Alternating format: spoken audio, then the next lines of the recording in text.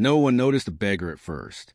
People passed him every day, some faster than usual, some with their eyes fixed on the ground, others pretending he did not exist at all.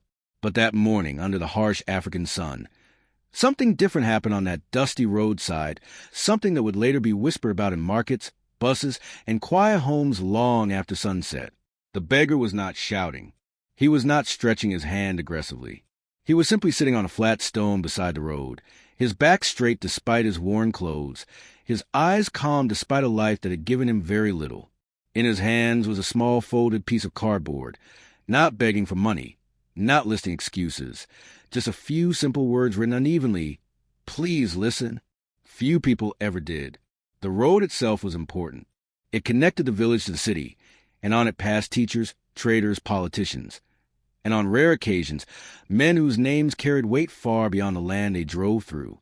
Men whose decisions could move money, build towers, or destroy lives without ever meeting the people affected by them. That morning, one such man was coming. The billionaire's car moved differently from the others. It did not rush. It did not honk. It glided. Quiet, controlled, confident. Its dark body reflecting the sun as if the road itself had made space for it. Inside sat Mr. Kamba, a man whose name was spoken with admiration in boardrooms and with resentment in places he never visited. To the world, he was success. To his workers, he was distant but fair. To the poor, he was a rumor, someone too high to ever notice them. Mr. Kamba had built his life on one belief.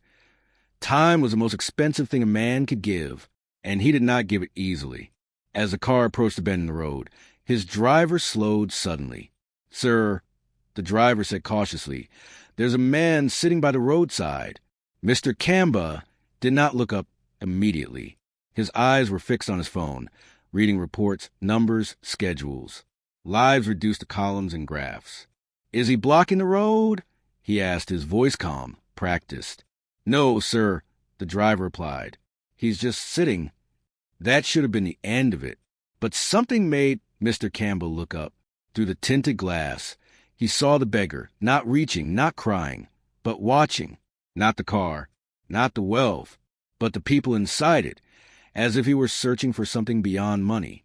"Stop the car," Mr. Campbell said suddenly. The driver hesitated. "Sir," I said, "stop." The car pulled over, dust rising gently around the tires. The engine idled.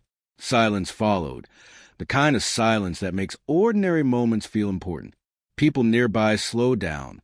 A woman selling fruit paused. 2 boys stopped their bicycle. Even the wind seemed to hold its breath. Mr. Kamba stepped out. He wore a finely tailored suit, deep red with subtle yellow details that caught the sunlight. It was the kind of clothing that announced power without shouting. He adjusted his cuffs, glanced once at his watch, then looked at the beggar. "You wanted something?" he asked, his tone neither kind nor cruel, just neutral. The beggar stood up slowly. He did not bow. He did not rush. He met the billionaire's eyes with steady calm. "Yes," the beggar said. "I wanted you to listen." Mr. Kamba frowned slightly. "Listen to what?" The beggar took a breath. "Just 2 minutes." 2 minutes. For most people, it meant nothing. For Mr. Kamba, it meant missed calls, delayed meetings, altered plans. "You don't want money?" the billionaire asked, almost suspicious. The beggar shook his head. "No." That answer unsettled him more than any demand could have. Around them, whispers began. Why did he stop? Does he know that man? Is the beggar mad? Mr. Campbell looked at the beggar again. Really looked this time. The man's clothes were old but clean. His voice was steady. His eyes held no desperation, only urgency. 2 minutes, the beggar repeated softly. That's all I ask. Mr. Kamba glanced at his driver, then at his watch again. Finally, he exhaled. 2 minutes, he said. Speak. The beggar nodded once grateful, but not humbled. And as he began to speak, neither of them realized that those 2 minutes would soon change how the village saw wealth, how the billionaire saw power, and how both men understood the true cost of being heard. But what the beggar said next would spread far beyond that road. And when the first sentence left his mouth, Even the wind seemed to listen. The beggar's voice was not loud, yet it carried. People later said they did not know why they stopped walking. Some claimed it was curiosity. Others said it was respect. But the truth was simpler. When a man speaks without asking for money, people listen differently. The beggar spoke slowly, choosing his words as if each one mattered. "I was once a driver," he began, "not a beggar, not a shadow on the roadside, a driver." Mr. Camba's brows tightened just a little. He did not interrupt. "I drove for a company that promised growth, loyalty, and fairness," the beggar continued. "I worked for years. I never missed a day. When my wife fell sick, I still came. When my son needed school fees, I worked overtime." The roadside was no longer just a road. A fruit seller leaned closer. A bus conductor slowed his steps. Even the driver behind Mr. Camba's car turned off his engine. The beggar went on. "One morning, an accident happened. Not my fault. A broken brake. I reported it before it failed. No one listened. When it failed, they blamed me." Mr. Camba shifted his weight. "Within 1 hour," the beggar said quietly, "I lost my job. Within 1 month, I lost my home. Within 1 year, I lost everything people use to measure a man." He paused. "But I did not lose my voice." The billionaire felt something tighten in his chest, an unfamiliar discomfort. He had heard stories like this before, or at least summaries of them, reports, complaints, numbers, but never like this, never face to face, never with dust on the shoes and truth in the eyes. "Why me?" Mr. Camba asked suddenly. "Why stop my car?" The beggar looked at him, really looked. "Because you look like a man people listen to," he said. "And I wanted to know what happens when someone like you listens to someone like me." That sentence moved faster than gossip. Someone whispered, "Did you hear that?" Another muttered, "He's brave or foolish." A woman shook her head slowly. "Or desperate." Mr. Camba glanced around. He noticed, for the first time, how many people were watching, not judging the beggar, but watching him. His reaction mattered now. He cleared his throat. "You said 2 minutes." He said, "You've used them." The beggar nodded calmly. "I know." Silence returned. Heavy, expectant. Mr. Camba could have walked away. Many men in his position would have. He had given what was asked, time. Nothing more was owed. Yet his feet did not move. Instead, he asked, "What do you want now?" The beggar smiled faintly. "Nothing." That word confused the crowd more than any demand would have. "Nothing," someone whispered. "Then why stop him?" another murmured. The beggar answered them without turning. "Because sometimes," he said, "being heard is enough to remind a man that he still exists." Those words spread faster than dust in the wind. By evening, the story had already traveled.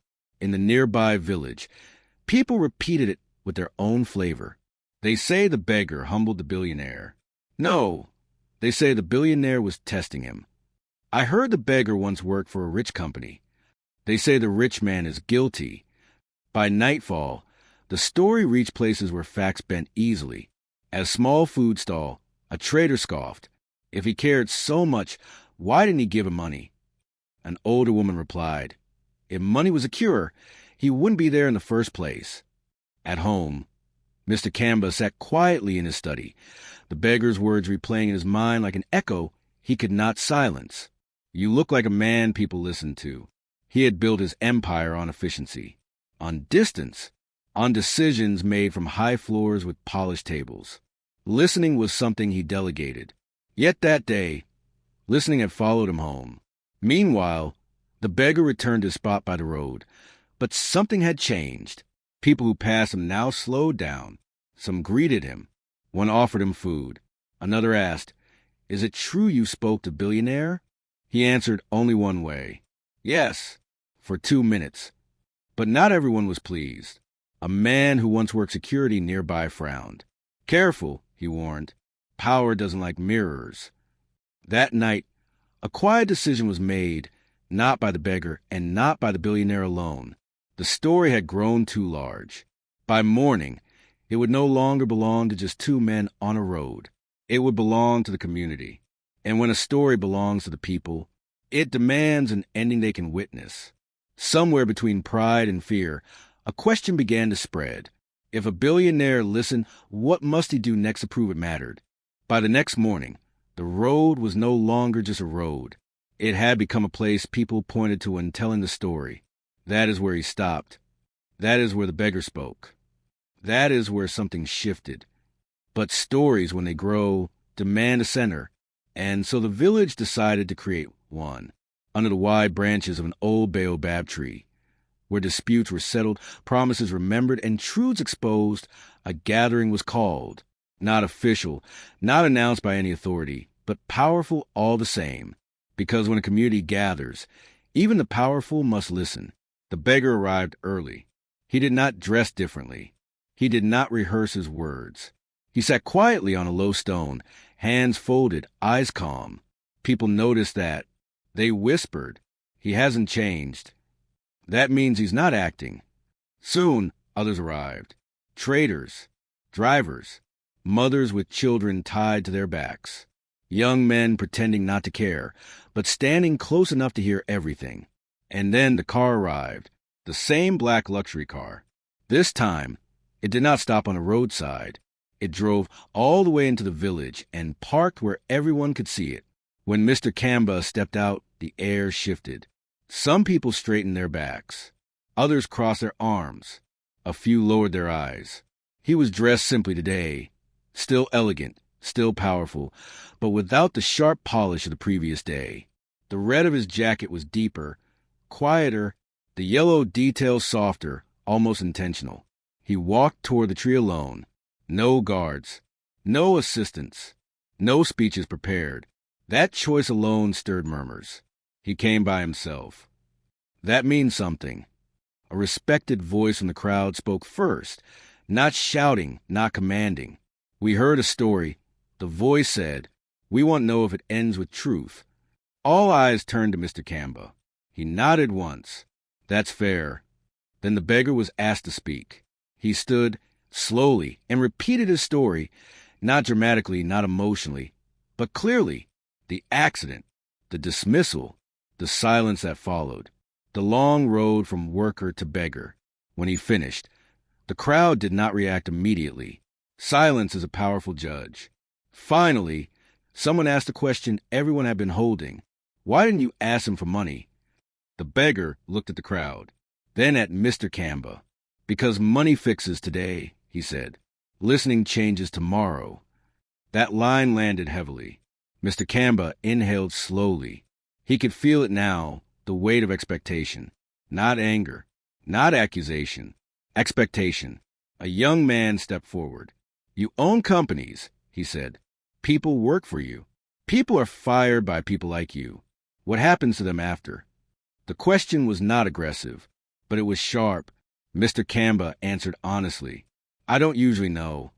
A murmur followed, not outrage, but recognition. "That's the problem," someone said quietly. Mr. Kamba looked around the circle of faces. For the first time in his life, there was no boardroom table between him and the consequences of decisions. He turned to the beggar. "What would justice look like to you?" he asked. The beggar did not answer immediately. Then he said something unexpected. "I don't want my old job back." The crowd stirred. "I want what I lost because no one listened," he continued. "My dignity, my chance, and for this to not happen again, to me or to anyone else." That was the moment, the turning point. Mr. Kamba realized this was no longer about one man. It was about systems, habits, distance. He nodded slowly. "Then we must test something," he said. "What?" someone asked. "Whether I can act differently," Mr. Kamba replied. "Not as a billionaire, but as a man accountable to other men." He took a step forward. "Give me 1 week," he said, "not to decide quietly, but to investigate publicly. If I fail, I will return here and accept whatever judgment you place on my name." Gasps followed. That was not how powerful men spoke. A woman whispered, "He put his name in our hands." The beggar looked at him carefully. "If you don't return," he said calmly, "the story will still follow you. Mr. Kamba met his gaze. "I know." As the gathering dispersed, people talked excitedly. Some believed him, some doubted him, some waited for disappointment. The beggar returned to the roadside that evening. But he did not sit on the stone. He stood, watching, waiting, because now the world was watching too. And one question remained unanswered. Would listening for 2 minutes be strong enough to survive 7 days of truth? 7 days can feel short to a rich man, but to a waiting community, 7 days stretch like dry land under sun. People counted them quietly. On the first day, nothing happened. On the second, rumors returned. By the third, doubt crept in. He won't come back. They never do. He already listened. What more do you want? The beggar heard it all. He did not argue. He did not defend the billionaire. He simply waited. On the seventh morning, the village gathered again under the same baobab tree. Not because they were summoned, but because hope has a way of calling people silently. The beggar arrived early, as before. He stood this time, not sitting, not leaning, standing straight.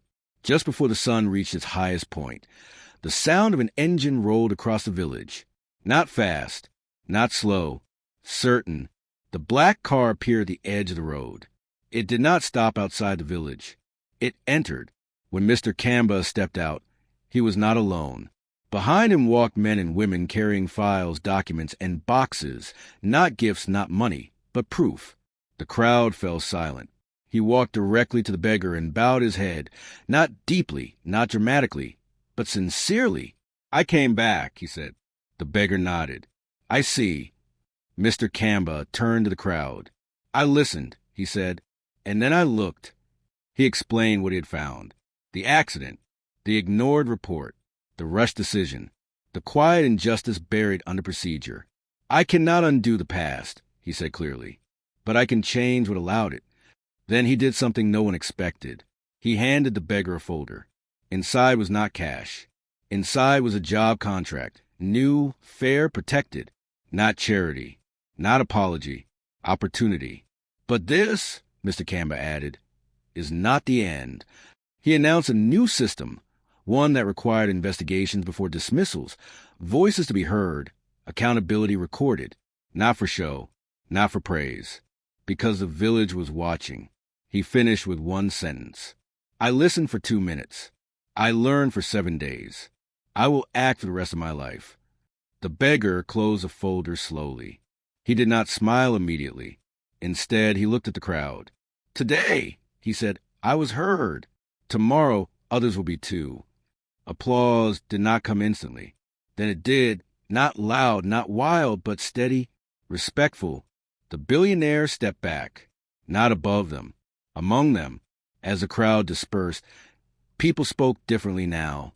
Maybe power can learn. Maybe listening is stronger than money. Maybe dignity travels both ways. That evening, the beggar walked away from the roadside, not running, not celebrating, just walking forward. And Mr. Kamba watched him go, understanding something for the first time. That listening is not a moment. It is a responsibility.